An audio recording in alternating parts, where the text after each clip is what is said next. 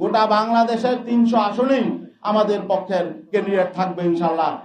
সমঝোতার নির্বাচন, নিজেদের মধ্যে ভাগাভাগির নির্বাচন এবং সিলেকশনের নির্বাচন, এটা আমরা চাই নাই, মানুষ এটা চায় না, কিন্তু আমরা সেই আশঙ্কা করছি।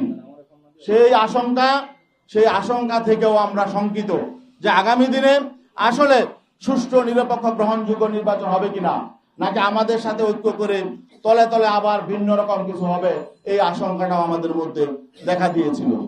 তো এই জন্য আসলে আমরা মনে করছি এগুলো জনগণের সামনে প্রকাশ করা দরকার। জনগণও বুঝতে পারছে, উপলব্ধি করছে।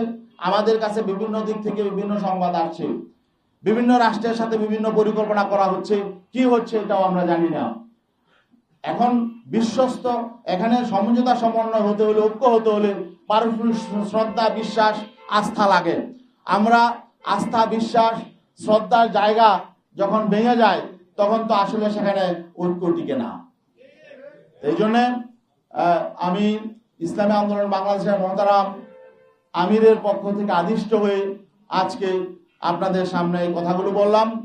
আপনাদের যদি আরো কোনো ব্যাপারে কোনো প্রশ্ন থাকে। ও আরেকটা বিষয়, আমাদের যেহেতু 268 আসনে ক্যান্ডিডেট আছে আর 32টা আসন এখনো ফাঁকা আছে, এই 32 আসনেও আমরা সমর্থন দিব। সেখানে কাদেরকে আমরা সমর্থন দিব সেটা আমরা মনোনয়নপত্র প্রত্যাহারের পরে আমরা ডিসাইড করব।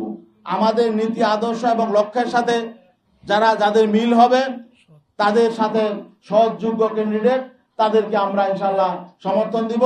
এবং আমরা আশাবাদী গোটা বাংলাদেশের 300 আসনেই আমাদের পক্ষের ক্যান্ডিডেট থাকবে ইনশাল্লাহ।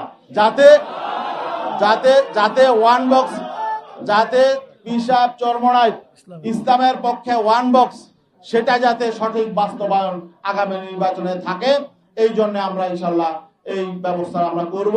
সবাইকে ধন্যবাদ।